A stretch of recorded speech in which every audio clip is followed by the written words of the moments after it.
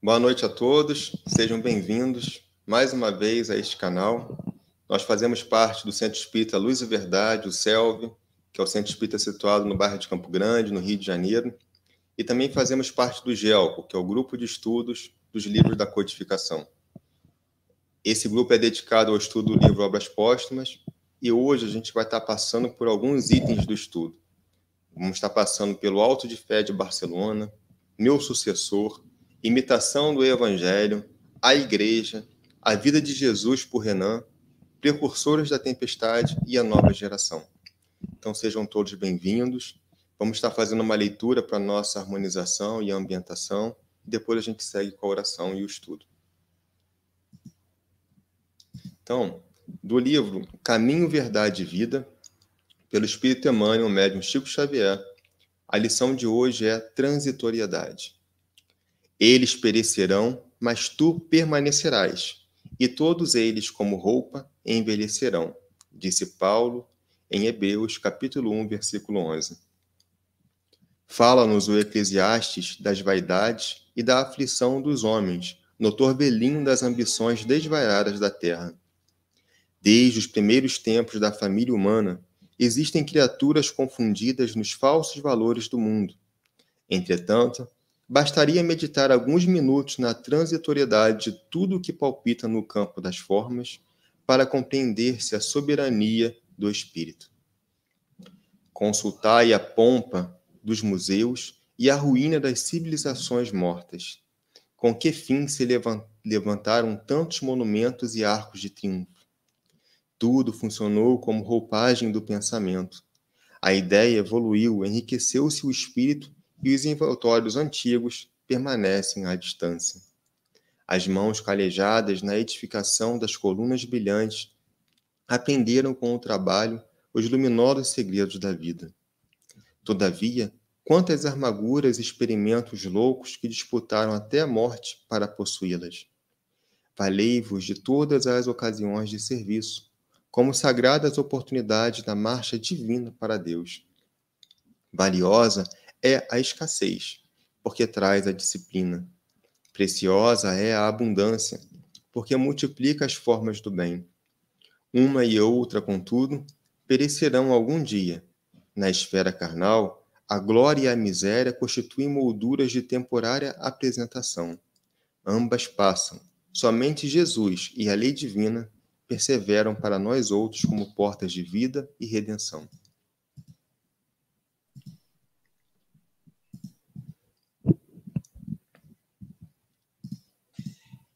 Boa noite, queridos irmãos. Nesse exato momento em que estamos agora reunidos no santo nome de Jesus, vamos pedir ao Mestre que abra suas portas para que possamos ter a redenção do Espírito.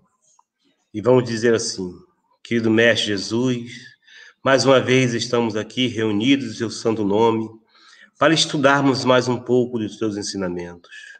Obrigado, Senhor, por esta noite maravilhosa, aonde cai a aguinha que vai molhar os terrenos, que vão alimentar as plantas, matar a sede dos animais e melhorar a nossa atmosfera. Obrigado, Jesus, por este dia maravilhoso, aonde estamos aqui com saúde, paz e harmonia. Obrigado, Senhor, por existir casas como estas, que trazem a luz do Espiritismo, a luz do Evangelho, Senhor Jesus. Mas nós queremos vos pedir, Senhor, por aqueles irmãos que estão internados nos hospitais, a nossa irmã Ludmila, que faz parte do nosso estudo, que está precisando nesse momento de orações, de paz, de harmonia, e para tantas pessoas que estão também passando por momentos difíceis, Senhor, que esse momento de paz, de harmonia, possa chegar até eles um pouco da sua energia de amor, de paz, de saúde e de esperança. Assim, Mestre, humildemente nós vos pedimos permissão para iniciarmos o estudo de hoje, dando graças a Deus.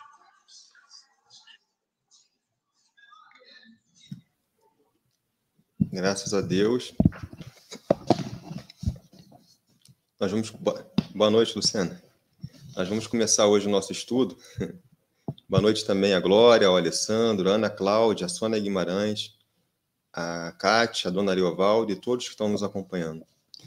Nós vamos começar hoje o nosso estudo pelo tema Auto de Fé de Barcelona. O que foi isso, né? Kardec tinha enviado para uma pessoa que tinha comprado alguns livros com ele, encomendado alguns livros com ele. Então, ele enviou cerca de 300 volumes de obras espíritas para uma pessoa que estava residindo na Espanha, que havia feito essa mesma encomenda. Entre as obras estavam o Livro dos Espíritos, o Livro dos Médiuns, a Revista Espírita e outras brochuras espíritas. Porém, quando chegou em solo espanhol, a autoridade eclesiástica da região, né, que tinha na época força policial, né, capaz de censurar obras e livros, mandou que aquelas obras fossem apreendidas e não entregues ao destinatário.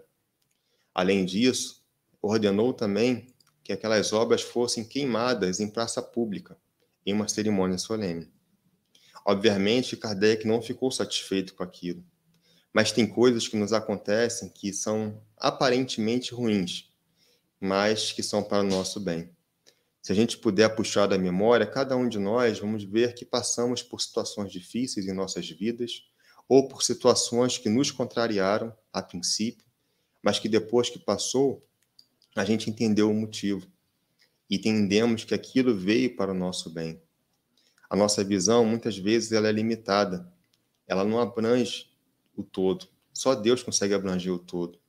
E tudo que nos acontece, que vem de Deus, é para o nosso melhor. E assim foi também com a questão dessas obras. As obras que foram queimadas em praça pública, né, na verdade, serviram como uma grande propagação, uma grande divulgação do espiritismo na Espanha, maior até do que se as obras tivessem chegado àquele destinatário. Porque então os jornais da época noticiaram esse fato, né, apareceu nos jornais, e muitas pessoas ficaram curiosas para entender o porquê daquelas obras estarem sendo queimadas. Às vezes, né, o que é proibido desperta curiosidade. Então, por exemplo, se eu falar para o Sérgio, a partir de agora, você vai precisar fazer uma dieta e não vai comer mais chocolate.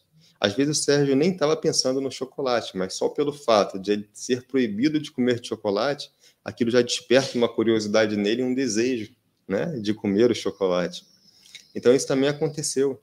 Né? O fato de aquelas obras terem sido proibidas e por aquela cerimônia ter acontecido e sido divulgada nos jornais, despertou a curiosidade das pessoas, né, e que buscaram entender por que aquilo estava sendo queimado e buscaram, né, adquirir cópias daquelas obras.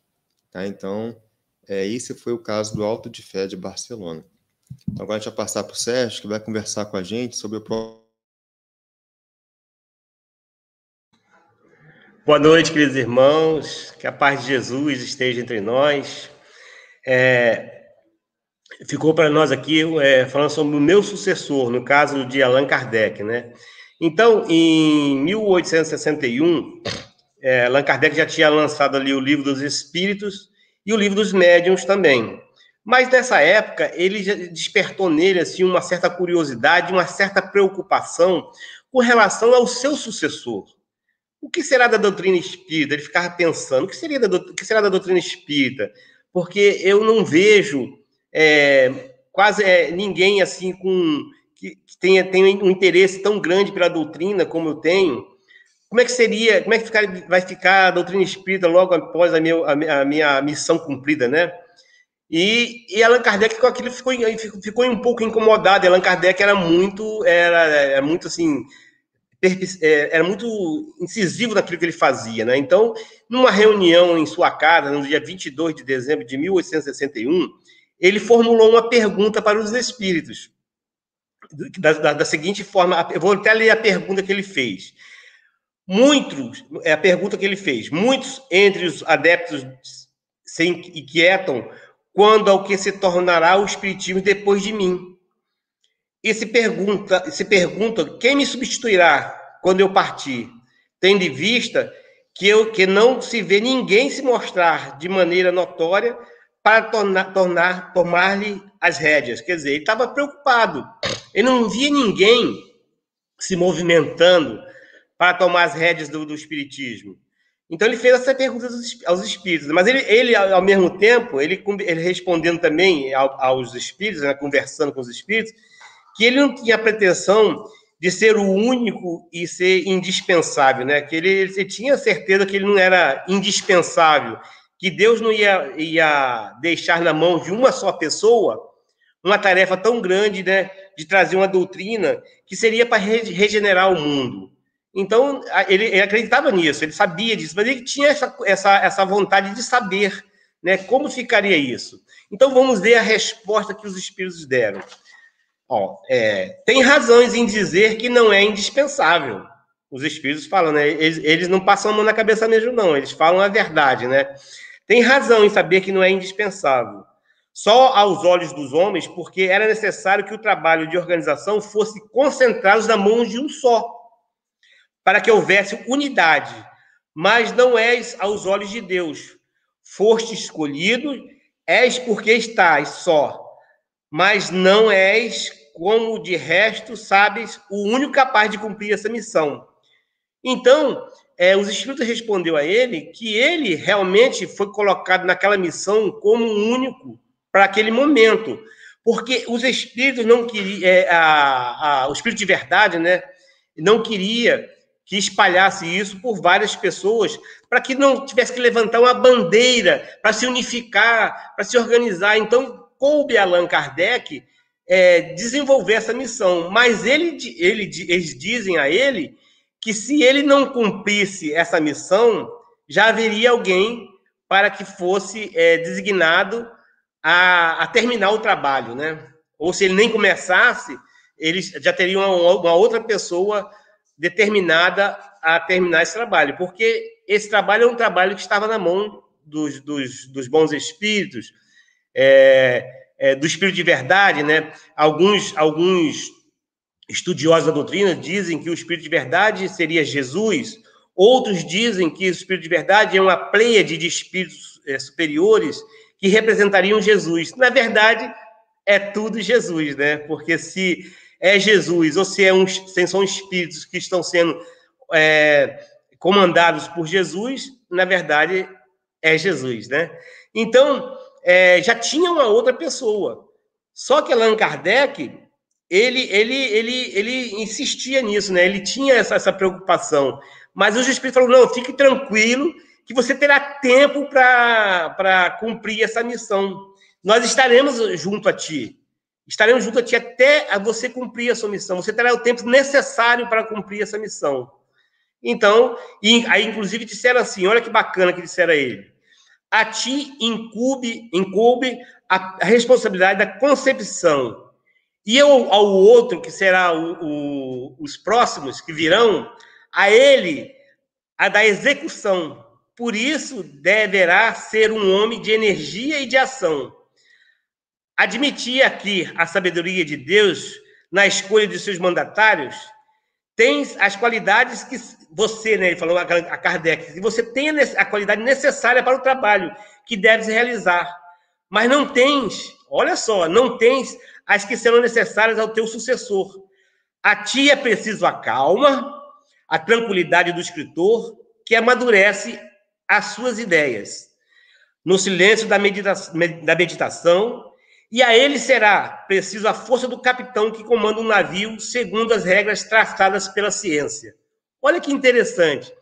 Então, os espíritos disseram que a ele cabe essa missão de, como escritor, né, codificar a doutrina espírita, organizar a doutrina espírita. Mas nós sabemos que Allan Kardec não era médium, não é isso? Allan Kardec não era um médium. Ele pegou todos os estudos da doutrina espírita de uma forma científica, né? Foi um trabalho tremendo, um trabalho assim que a gente vê a dedicação daquele homem, que é uma dedicação que só espíritos mesmo de uma capacidade de Allan Kardec poderia ter, né? Porque além de ter toda aquela concentração, ele ainda tinha que ter, né, aquela percepção pela ciência, né, de poder juntar tudo aquilo e formar os livros. E tanto é que ficou bem formadinho os livros, né? Você vê que a gente começa lendo lá, né, desde o começo lá do Livro dos Espíritos, e vai passando pelo Livro dos Médiuns, você vai vendo que é uma sequência perfeita, que é uma sequência, assim, muito perfeita, né? Então, ele foi muito bem inspirado, né? Foi muito bem cuidado pelos espíritos, né?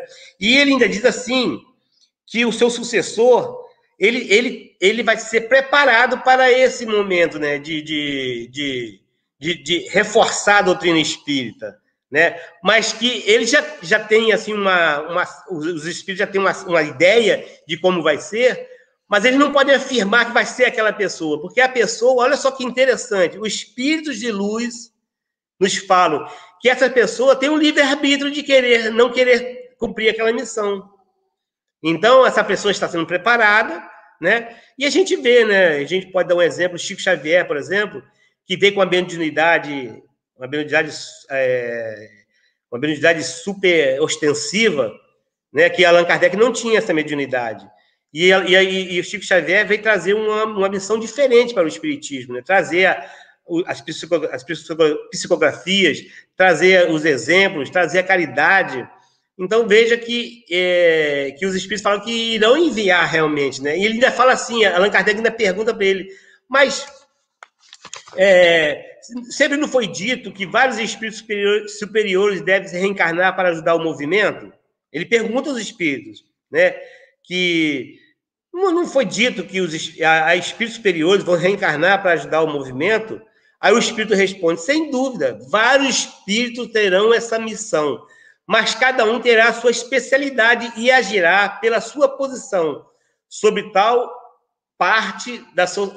ou tal parte da sociedade.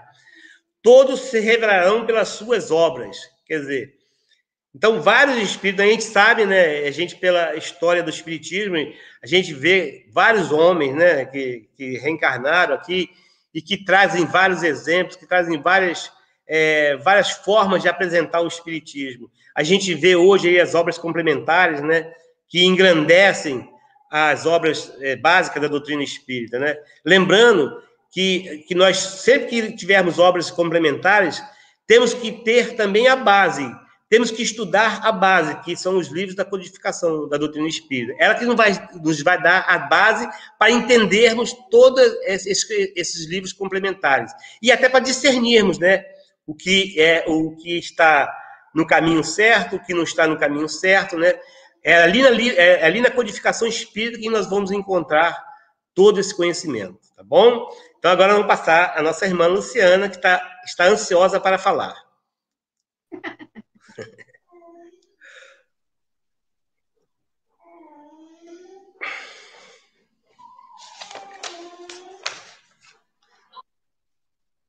Não ouvi, Humberto. Opa, desculpa, Luciana, estava falando no mudo.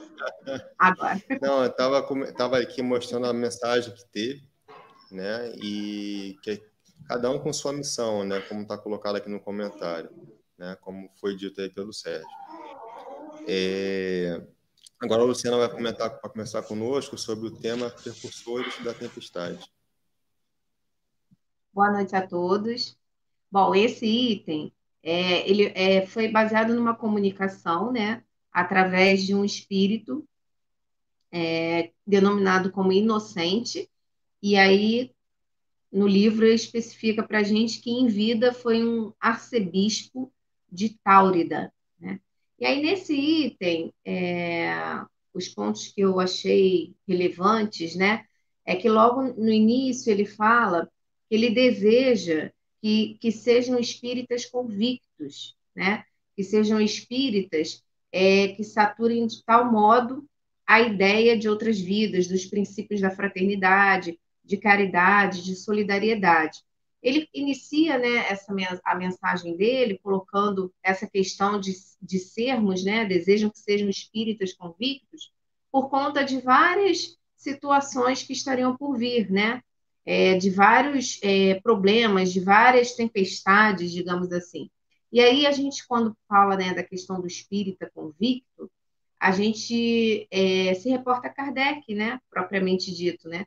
Que ele tem uma frase que é bem emblemática, né, que fala que o espírito é reconhecido pelo esforço que faz para sua transformação moral e para vencer suas más tendências. Então, o espírita, ele não é um ser melhor que outro, né, por ter optado por ser espírita, né?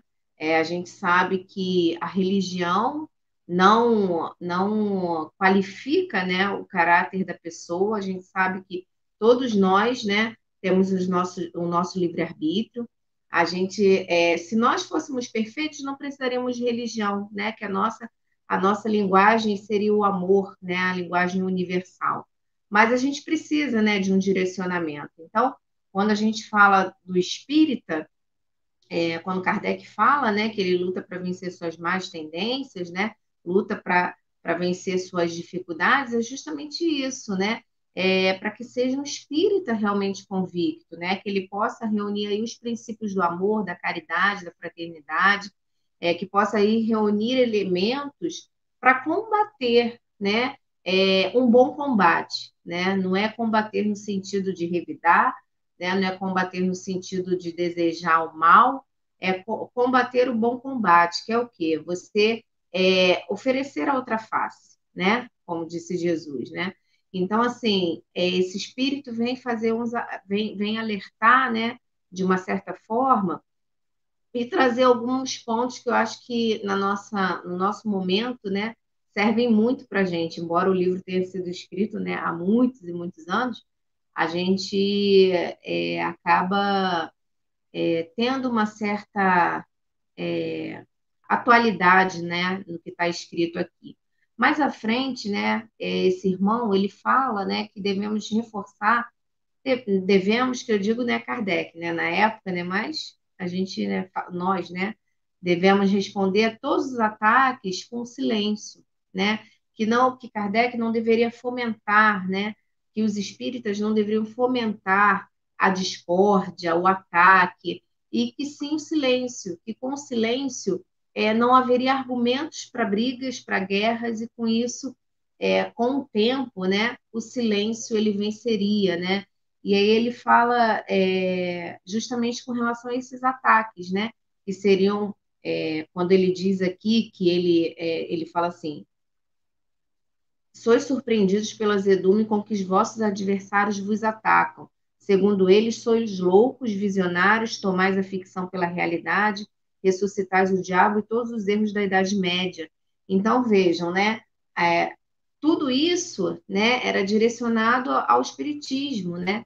E aí, quer dizer, como que você reage? E aí esse irmão fala que o vosso silêncio prova a vossa força, e se não lhe derdes ocasião de retrucar, acabarão por calar-se, né? Então, a melhor arma ali seria o silêncio, né? Embora a gente saiba que em muitos momentos, né, nós somos de carne e osso, em muitos momentos da nossa vida, né, a nossa primeira defesa é contra-atacar, né? E da pior maneira possível, né? Usando os artifícios mais ruins possíveis, né? Mas que a gente possa, né, adquirir um pouco dessa serenidade, adquirir um pouco da sensatez e enfrentar os bons combates da vida realmente com silêncio, uma reflexão, respirar, né, inspirar e tentar, né, levar a vida um pouco mais tranquilamente, né? Eu acho que, que vai ser bom, né, para a gente, para todos os nossos embates, né? E aí, mais à frente, ele fala que ele vê muito interesse da sociedade, dos governos, né? E aí entra um pouco da questão do que eu falei, que eu achei um tema muito atual, que ele fala que tem muito interesse do governo, né? De combater algumas ideias, né? Mas não vê nenhum movimento para combater a ignorância, para combater a miséria, a pobreza, né? Para combater o egoísmo, né? Então vocês vejam que hoje, né, não é muito diferente, né, o nosso cenário. Não entrando, claro, no mérito da política, mas o que a sociedade nossa atual vê é que nada mudou, né? É sempre a vaidade, né, o egoísmo predominando, né, sobre os interesses. Então, assim, às vezes a gente olha lá atrás, quando esse irmão já comentava isso, né, em que há interesses de combater religiões diferentes, mas não há interesse de combater a miséria, a gente pode colocar no nosso dia atual, né, que nós, muitas das vezes, nos dão, né, nós conquistamos, né, patamares, digamos assim, de responsabilidade, né, de condução de uma nação, de uma sociedade, para o bem, né? Isso essa missão, né, nos é colocada, nos é dada para que a gente siga uma direção para o bem comum, né? E não para o bem próprio, né? Então, quando a gente fala dessa questão que esse irmão coloca aqui, isso é muito atual, né? Então, só que ele fala uma coisa mais adiante, que após séculos, né, de expectativa, a maré da consciência humana está mudando, né? E isso ele coloca lá atrás, né? Que as pessoas estão vendo com outros olhos, né? O espiritismo, que a consciência humana ela está se modificando, né? Nesse sentido do pensamento, nesse sentido de você é, repensar as suas ações, né?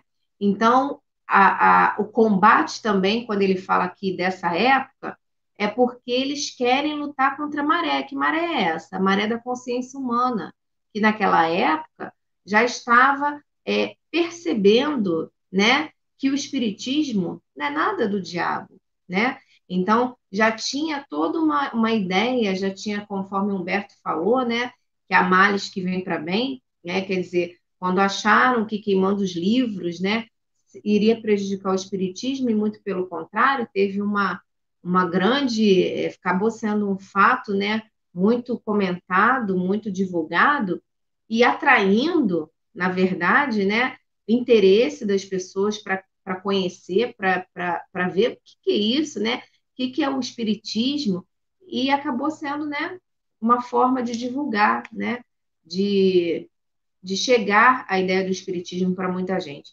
Então, gente, essa maré da consciência humana é que esse espírito vem trazer, né? Que apesar das tempestades, apesar de toda a dificuldade, apesar de todos os ataques que o espiritismo, né, estava sofrendo na época, também havia, por conta dessas pessoas, né, desses opressores, digamos assim, um certo receio, porque estava tendo uma onda de consciência ali, que também estava aceitando, né, o espiritismo. Esse item, ele, que assim como os governos, todos nós, individualmente, temos o nosso livre-arbítrio, né? Então, ele fala que, como se, que podemos nos dirigir-se pelo amor, pela união e pela concórdia, né? Então, é uma opção nossa, né? Assim, em âmbito de sociedade, de nacionalidade, como no âmbito individual, né? É uma escolha nossa. Todos nós temos o livre-arbítrio, né? Então, quando a gente discorda de alguém por algum motivo, seja por uma opinião política, uma opinião religiosa, ou até mesmo uma situação da vida, em que um acha que um lado está certo, outro acha que o outro lado está certo, a gente tem que manter a serenidade, a gente tem que saber respeitar, né? A gente tem que saber manter a concórdia, né? A gente tem que saber ouvir, nem sempre o nosso lado vai estar 100% certo, mas se a gente tiver serenidade, tranquilidade, 50% já está garantido, né? Porque a gente tem que olhar para o problema, para a dificuldade, embora às vezes pareça difícil, mas com tranquilidade, né? Para poder saber agir, né, quando o problema estiver acontecendo, no momento que ele estiver acontecendo.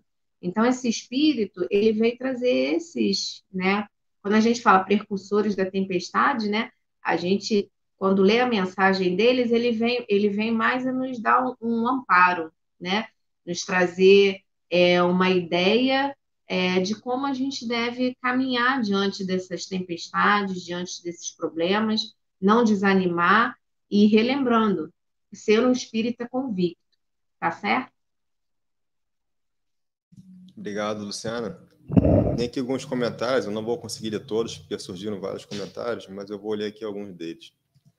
Ó, a Selma colocou que a espiritualidade aproveita todos nós na prática do bem.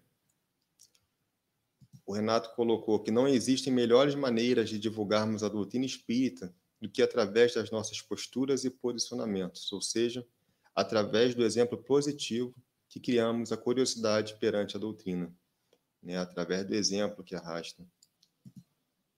Espíritos missionários surgem a todo instante, e sempre foi assim na história da humanidade. Surgem em todas as áreas, religiões, ciências, profissões e etc., com o objetivo de impulsionar a humanidade. Então, se a gente for ver, né, Cristo, Jesus, que é o nosso governador espiritual, está sempre mandando missionários. Existem os missionários que atuam na ciência, né, que nos ajudam a progredir, a entender as coisas do mundo material, né? Existem missionários que atuam nas artes, que ajudam-nos a elevar o nosso sentimento através das artes. Existem missionários que atuam na religião, e em qualquer religião, trazendo a mensagem da Boa Nova, os exemplos. Então, em todos os setores da sociedade existem missionários atuando, amando a envio de Cristo. Tem também a mensagem da Selma que diz: quanto mais se sabe, mais será cobrado, pois a teoria sem prática é obra morta. É verdade, né? É aquilo que diz Jesus, né? Reconhecerá o homem pelos frutos. Não é pelo que o homem diz, né? Mas pelos frutos que ele dá. Então a gente reconhece a obra pelos frutos, e não pela sua aparência, e não pela sua fala, ou não pela sua suntuosidade, e sim pelos frutos. Então vou passar para o...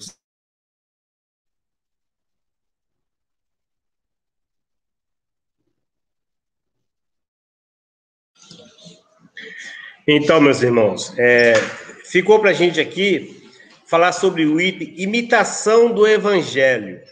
Olha que interessante. O que seria imitação do Evangelho?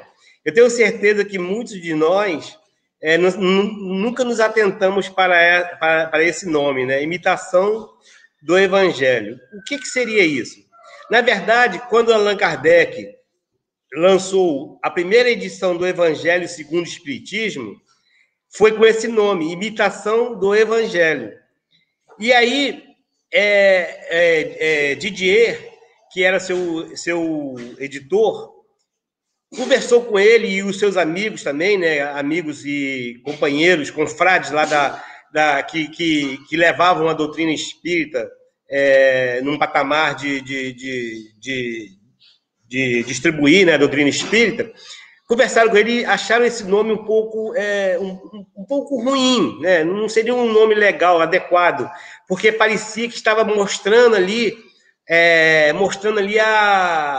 a influência do médium, né? A influência do escritor. E então eles, em comum acordo, mudaram o nome. Já na segunda edição, veio como Evangelho segundo o Espiritismo. Então, o primeiro nome do Evangelho segundo o Espiritismo foi Imitação do Evangelho. Então, junto com os seus amigos e Didier, que era seu editor, mudou-se o nome para o Evangelho segundo o Espiritismo, né? Que eles acharam que ficou melhor, né, esse título, porque tiraria a ideia de que teria ali a influência dos médiuns e do escritor. E esse livro trouxe uma preocupação para Kardec também. Ele tinha uma preocupação, assim, uma preocupação boa, né? Que esse livro trouxesse bastante adeptos da doutrina espírita, porque vem trazendo as máximas de Jesus.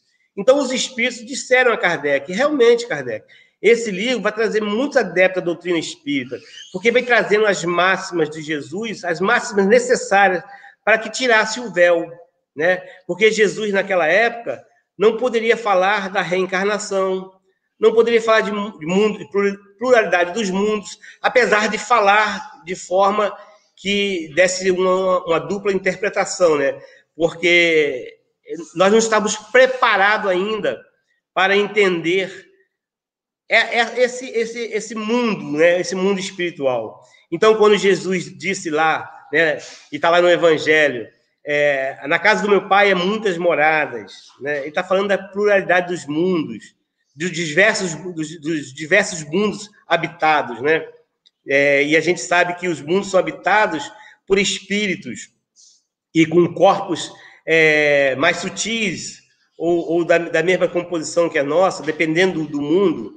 Então, nós sabemos que Jesus, naquela época, não poderia falar disso. Então, Kardec, com a doutrina dos espíritos, com essa comunicação com os espíritos, veio tirar esse véu, né? E com a autorização de nosso Mestre Jesus, que ele prometeu, né? Que enviaria para nós o Consolador prometido, e aonde ele poderia falar coisas que ele não poderia falar naquela época. Então, entendeu-se o Espírito da Verdade que, nesta época, nós estaríamos aptos a começar a compreender esses ensinamentos. Quando Jesus falou que para conhecer o reino dos céus, para conhecer o Pai, haveria necessidade de nascer de novo, né? Isso aí é uma coisa que fica muito evidente da reencarnação, né? Várias vezes. Então, veio trazer esse esclarecimento melhor para todos nós. E ele tinha essa preocupação também de como o clero, na época, que tinha um poder, iria aceitar isso, né? E claro que houve resistências, muita resistência, e os espíritos sempre trazendo forças a Kardec. Kardec, agora sim vai começar a sua luta, né? Porque como, de repente, se mostrar que todos nós somos irmãos, que todos fomos criados igualmente, que aquele que está no poder é igual àquele que está no submundo, que todos são iguais perante a Deus. Para Deus, todos são iguais, não há diferença nenhuma. Então, houve muita resistência, realmente, né? E Kardec e os espíritos sempre trazendo a ele um incentivo de que ele pudesse se manter firme, que agora e sim surgirão os problemas, que ali haveria o testemunho da sua fé. E Kardec se manteve firme, né? Quando Jesus abre os braços e aceita todos por igual, né? Que a prostituta, o religioso, o criminoso, ele é aceito por Deus como filho, e filhos iguais, são amados igualmente. Então, isso trouxe um pouco de desconforto, né? Porque, como disse a nossa irmã Luciana, né? Foi uma revolução, né?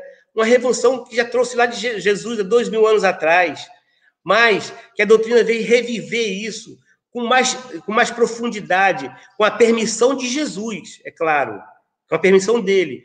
Então, o Evangelho, para quem não conhece ainda, procure ler o Evangelho. Eu conheço pessoas, conheço irmãos, amigos, que foram curados de depressão através do Evangelho segundo o Espiritismo. O nosso culto no lar é todo feito em cima do Evangelho. Nós estamos há um bom tempo na doutrina, um pouquinho mais que o Humberto, né, Humberto? Um pouquinho mais que a Luciana. E nós estamos sempre estudando o Evangelho. Toda vez que nós lemos um texto do Evangelho, toda vez que nós relemos, nós descobrimos coisas novas. Porque a sabedoria de Jesus está contida ali. O Evangelho segundo o Espiritismo, é o bálsamo para os nossos corações. Não adianta, queridos irmãos, como Allan Kardec coloca aqui, não adianta ter toda a ciência do mundo, ter todo o conhecimento espiritual, mas se nós não tivermos o Evangelho em nossos corações. Porque é nele que vamos doutrinar as nossas más tendências. É nele que vamos descobrir como melhorar, amparar as nossas arestas. É nele que vamos diminuir e, quem sabe, extinguir o orgulho. É só no Evangelho que vamos conseguir extinguir o orgulho, a vaidade e o egoísmo. Então, está ali contido todas as máximas de Jesus. E Allan Kardec teve um carinho muito grande por esse livro, né? Porque com esses ensinamentos, quantas pessoas, quantos enganos foram desfeitos, né? Aqui se extingue a pena eterna, que todos nós temos uma segunda chance, somos amados, queridos por Deus, mesmo que erramos, vamos ter oportunidades, quantas oportunidades forem necessárias para que voltemos ao prumo, que encontremos o caminho reto.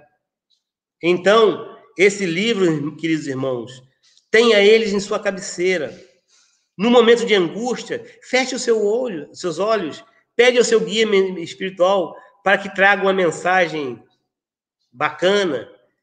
E eu garanto para vocês que ali vai estar contido o que nós precisávamos ouvir naquele momento.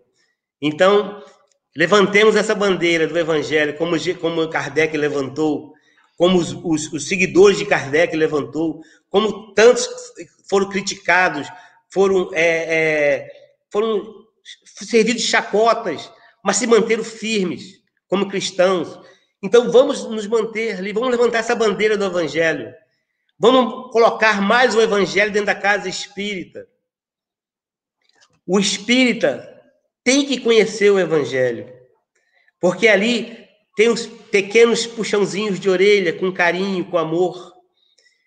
E só quem conseguiu dominar a sua vaidade, o seu orgulho, é que se consegue manter firme na doutrina espírita. Essa é a missão do espírita. Ser humilde, ser simples, não ter vaidade, não ter orgulho. É claro que nós não vamos conseguir tudo isso de uma vez só. Mas essa é a grande missão do espiritismo, extinguir o egoísmo, a vaidade e o orgulho da humanidade. É isso que precisamos extinguir. E essa é a missão do espírita. E nós espíritas, que não entendermos a essência da doutrina espírita, que é a humildade, a simplicidade, o amor ao próximo, não conseguem seguir em frente na doutrina espírita. Se não se curvar a esses ensinamentos de Jesus, não consegue. Porque a todo instante, eu, Sérgio, Humberto, a Luciana, a todo instante estamos sendo chamados a atenção. Através de uma mensagem, através de uma leitura, através de uma pessoa que tem mais conhecimento dentro da casa. Olha, não faz assim, faz assado. Procure seguir esse caminho. Então, se nós tivermos melindres, tivermos orgulho, não vamos seguir. Porque a todo instante somos chamados ao caminho da humildade. Então, que estejamos com esse livro na cabeceira, que antes era chamado de Imitação do Evangelho, e agora é o Evangelho segundo o Espiritismo. Eu passo aqui a palavra ao nosso irmão para dar continuidade ao estudo. Obrigado, Sérgio. Tem um comentário aqui do Renato. As palavras do Nazareno no Evangelho são sempre atuais e sempre nos parecem novas, pois a cada dia nós acordamos em outro grau e nossa visão se abre aos ensinamentos que julgávamos já ter compreendido. Então, assim, cada... Não, perfeito, perfeito. É isso aí mesmo. Obrigado, Humberto, obrigado, Mairink, pela contribuição. Cada dia que a gente está numa emoção diferente, né? A gente já está num aprendizado diferente, a gente vai olhar para esse texto de maneira diferente. E sempre vamos poder extrair coisas novas, né? Por isso que você falou, é muito importante estar com ele o tempo todo, lendo, né? Na cabeceira ou com a gente, fazendo leituras constantes do Evangelho. Deixa eu te falar. Eu fui convidado uma vez para fazer... Eu seria eu seria o substituto do palestrante, seria o reserva. E por acaso era o Valmir. E Valmir entrou em contato comigo e disse: Sérgio, estuda mesmo, que eu acho que eu não vou conseguir participar da reunião. Não, deixa comigo. Aí eu preparei o estudo, preparei o slide, mas graças a Deus o nosso irmão Valmir foi ao estudo, e é sobre o Evangelho. Era um estudo sobre o Evangelho, era ódio, né? E aí eu fiquei escutando a palestra dele e eu fiquei assim de boca aberta, porque ele fez um estudo totalmente diferente do que eu ia fazer. Não que o estudo dele estava maravilhoso, eu fiquei de boca aberta, eu me emocionei, mas o estudo que eu fiz era diferente, e eu mostrei para ele, falei: Sérgio, era um estudo bacana também, mas totalmente diferente. Então, as visões se modificam. Quanto mais a gente estuda a doutrina, quanto mais a gente estuda os ensinamentos de Jesus, mais a gente percebe que a gente não sabe nada, que a gente precisa estudar mais ainda. Desculpa aí tomar o tempo de vocês. Não, Sérgio, tomou tempo nenhum, não. Só botar mais um comentário aqui, ó, da Selma, que o mais importante é o esforço da própria transformação, né, que você tinha comentado também. A gente está sempre fazendo esse esforço para nos melhorar. Então, o próximo item que a gente vai comentar é A Vida de Jesus, por Renan. A Vida de Jesus foi um livro escrito por Ernest Renan, que foi um contemporâneo de Kardec, né? Ele foi escritor, foi teólogo, um filósofo francês e era contemporâneo de Kardec. Ele escreveu esse livro que foi muito popular naquela época, né? E esse livro se intitulava Vida de Jesus. Essa obra ela causou algumas polêmicas. E eu não li ainda, mas dei uma pesquisada na internet para saber por que ela causou essa polêmica, né? E aí, o que diz é o seguinte: ela causou polêmica na época porque ela descrevia Jesus como homem e não como Deus.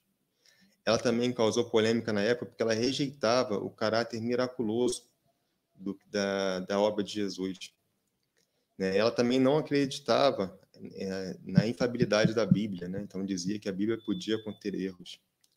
E também colocava coisas como, por exemplo, informando que Cristo não havia ressuscitado, né? Que a visão de Cristo foi um fruto da imaginação exaltada de Maria de Magdala. Aí o Kardec, interessado, pergunta aos espíritos o que eles achavam dessa obra. E os espíritos respondem, né, que ele não se tratava de um livro irrepreensível, longe disso, né, porque ele refletia uma opinião exclusiva, uma opinião pessoal, né, que estava circunscrita a um círculo acanhado da vida material. Porém, os espíritos respondem que também, né, que esse livro acabou reduzindo Cristo à proporção mais vulgar dos homens, negando-lhe todas as faculdades que constituíam atributos do espírito livre e independente da matéria. Entretanto, ao lado de erros capitais, sobretudo no que se refere à espiritualidade, o livro continha observações muito justas. Então, assim, os espíritos respondem, né, que o único problema do livro, o problema maior do livro, foi ter tirado que Jesus era um espírito, né? Foi colocar só o Jesus do ponto de vista material. Mas ainda assim ele trazia alguns pontos importantes, como esse, né, de que Jesus não era Deus, mas um homem, né? Porque esse fato de Jesus não ser Deus, mas ser um homem, e pelo fato de Cristo ser mostrado, né, depois da morte, o seu ser imortal, foi que trouxe um impacto significativo na fé dos apóstolos, né? Porque constataram que eles também eram imortais, constataram que eles também, sendo homens, poderiam atingir aquele patamar de Jesus. Porque se Jesus fosse Deus, é um patamar inalcançável para o homem, sendo Deus. Mas Jesus, sendo homem, né, mostrando, sendo espírito imortal, mas encarnando como um ser humano aqui na Terra, mostrou para nós que é possível atingir. Então, tornando toda a obra de Jesus ainda mais admirável sobre esse aspecto, né? Então, é isso que os espíritos colocaram e pontuaram como importante. E na época, né, para a época, essa obra teve um impacto grande, né, causando muitas discussões e muitas controvérsias no meio cristão. Então, vou passar agora a bola para a Luciana, que vai concluir o nosso estudo com o tema A Nova Geração.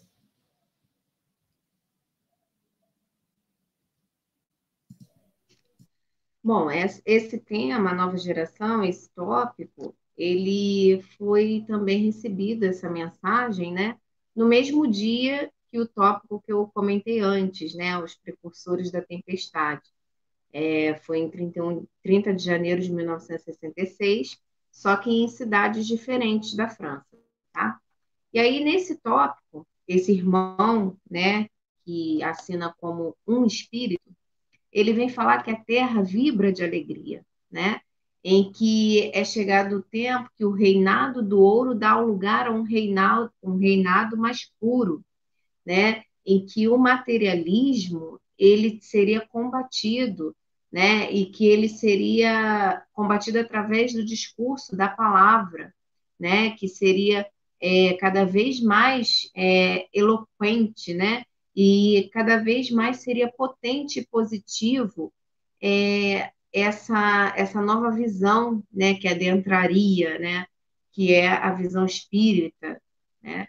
E nesse item, esse irmão, ele coloca, ou irmã, né? Que a gente não sabe, um espírito, ele coloca para a gente que, apesar de que poderia ser visto, né? E que, inclusive, poderia ser visto por muitos Tomés, né? E aí ele faz essa analogia a Tomé, né? Porque Tomé, não sei se todos sabem, né? Mas foi um discípulo de Jesus, né? E aí ele tinha uma questão muito, né? É, interessante, que ele só acreditava se ele visse, né? Ele só acreditava naquela situação se ele visse com os próprios olhos, né? E no livro Boa Nova, tem uma passagem de Tomé, né? Em que é narrado que ele avisa Jesus que vários homens importantes estão chegando a determinado local e que para que tenham notoriedade da existência dos milagres de Jesus, que era necessário que Jesus desse uma prova, né? E aí Jesus diz que não existe prova maior do que o exemplo, né? Jesus se dirige para Tomé e fala que a melhor prova que nós temos é o exemplo, que esse é o melhor sinal que nós podemos provar alguma coisa para alguém, né? Então, assim, Tomé fica um pouco contrariado, porque até então ele gostaria de ver, né, acontecer algum fenômeno, né, ver acontecer alguma situação para que ele pudesse fazer com que aqueles homens importantes que estavam naquela cidade pudessem crer em Jesus. E aí Jesus, humildemente, diz para ele que eles têm que crer em Deus, né? Olha a humildade de Jesus, né? Eles têm que crer no meu Pai, em Deus, né? E quando a gente fala essa questão do exemplo, porque nesse momento do texto, dessa mensagem, esse espírito, ele vem falar da questão da existência dos espíritos e não é da soberania, não, mas assim, da importância do espírito sobre a matéria, né?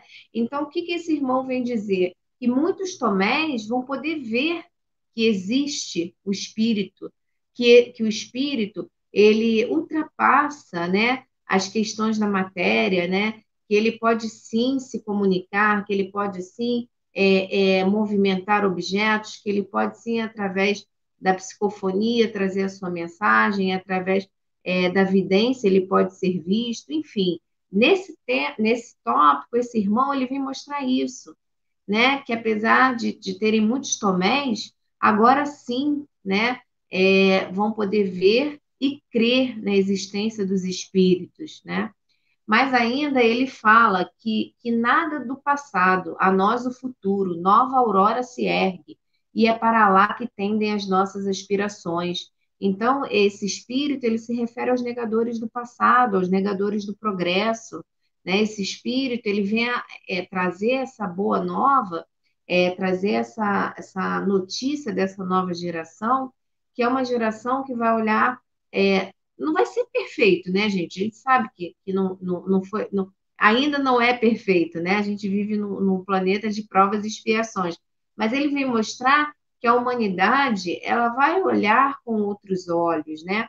Que a doutrina espírita, que o espiritismo, quando ele fala que veio combater o materialismo, por quê? Porque vem mostrar que existe algo além dessa vida material, né? Que nada se encerra aqui, a não ser a matéria, né? O corpo físico, mas que a gente sobrevive, que o espírito sobrevive a esse planeta, né, esse mundo de provas e expiações.